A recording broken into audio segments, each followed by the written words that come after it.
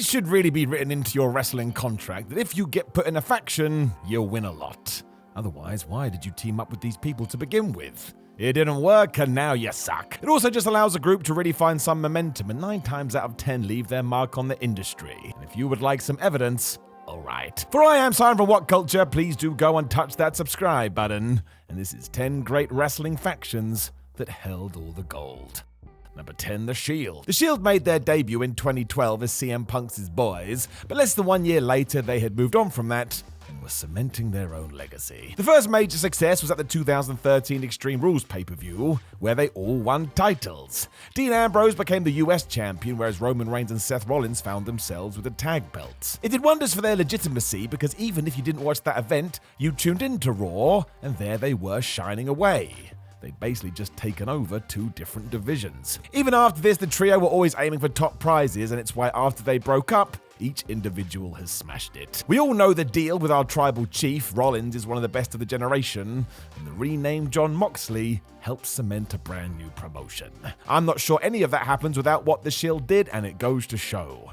Titles may not mean what they once did, but man, they still help a lot. Number 9, Imperium. A good old wrestling trope is to start a stable to protect the leader. He's usually a heel that doesn't want to fight if he can help it.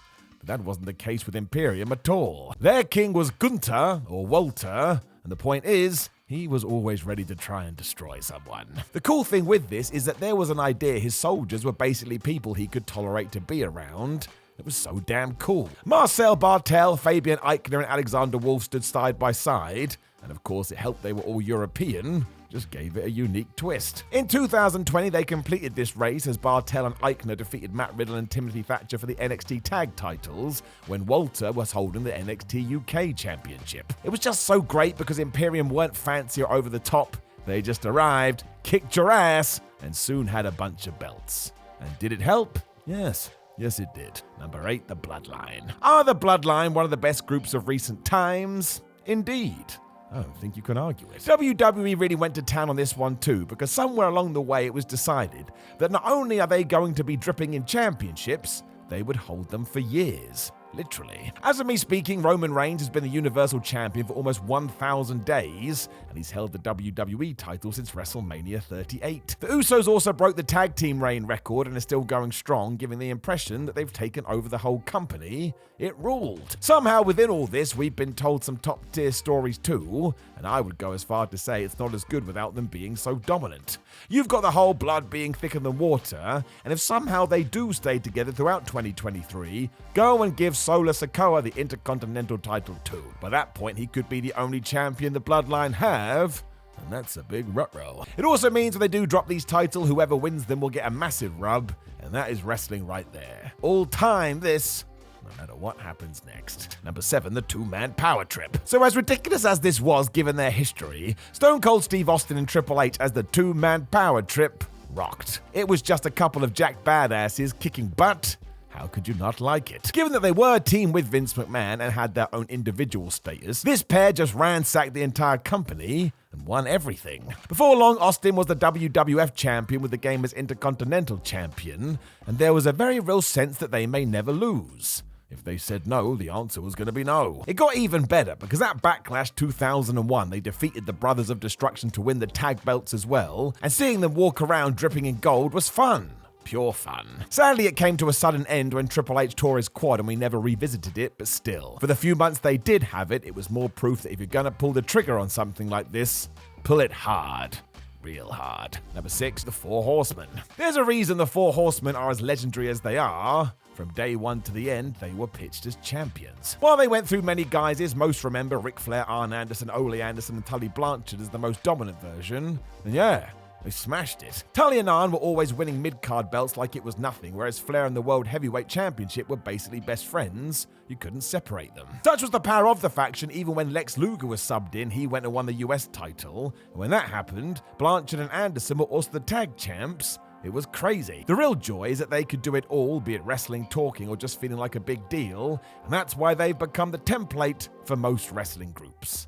If it worked this well, why bother do anything else? Number 5, the Undisputed Era. NXT's black and gold heyday had many highlights, but if you want to make the argument that when the Undisputed Era was on top it peaked, I'm not sure many would disagree. The combo of Adam Cole, Kyle O'Reilly, Bobby Fish, and Roderick Strong were crazy over during their time, and every single week they put on amazing match after amazing match. They'd also taken over the brand by 2019 as they held every major male belt in the promotion, and yet despite that they never lost their edge. And no, I don't mean Adam Copeland. It meant we could spin every member off into excellent feuds that carried a real sense of weight, and it's why those War Games brawls were so good. The antagonists were on fire. Even when they split up, there was a sense of disappointment despite there not being much else to do. And again, without the championships, I'm not sure it has the same effect. They backed up every promise they made, much to the sadness and joy of the audience. Number 4, the Golden Role Models. So while they weren't as stable per se, it's always important to remember that during the pandemic era, Sasha Banks and Bayley decided they would steer the ship as best they could.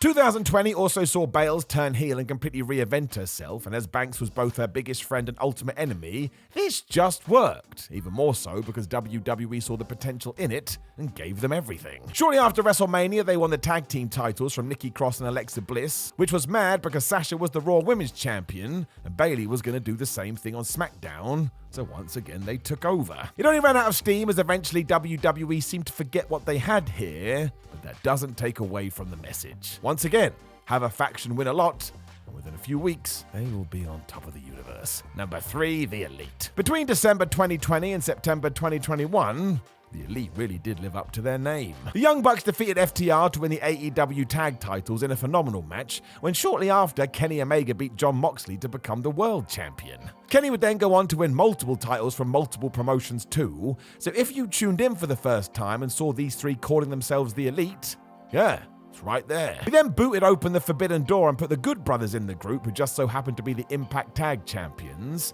And this never gets old. It was meticulously thought out. So if you do want to say that Tony Khan potentially looked at other people we've mentioned in this list and just did that, yeah, he likely did, and it was the right call. Wrestling can be quite simple when you don't overthink it. Number 2, Evolution. You remember what we said about the Four Horsemen? Right here. That was Triple H's entire plan when setting up Evolution, hence why he rang up Ric Flair and got him involved too. Randy Orton and Batista would finish off the group so it could have a past, present, and future vibe.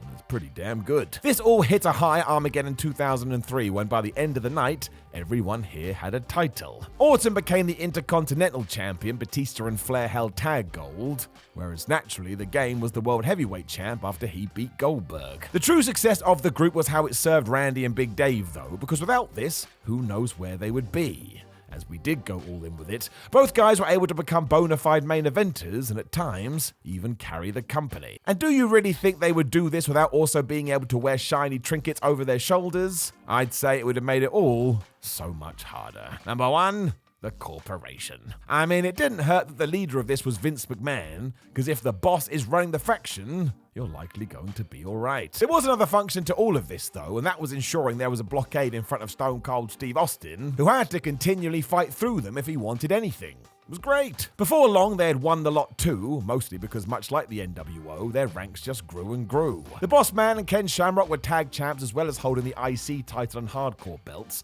and when The Rock joined, of course, he was given the WWF Championship. He was the jewel in the crown. It is important to focus on that as well because it ties in. The Great One proved signing up with them was the right move. He wanted to be on top, and instantly he was. That's smart. It's also true to say that as a heel stable, the Corporation really couldn't have been more effective because while they would always hold gold, they also always got their comeuppance.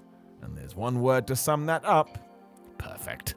Know of any other great wrestling factions that held all the gold? Make sure you let us know in the comments below, and don't forget to like the video, share the video, and subscribe. Then head over to whatculture.com where you can read yourself some articles. Make sure you come follow us on social media, WhatCulture, WWE, and Time Miller 316. If you would like to watch more videos, trust me, we have them. My name is Simon for What Culture. Thank you very much for joining me as always. And you know what? I will talk to you again very soon.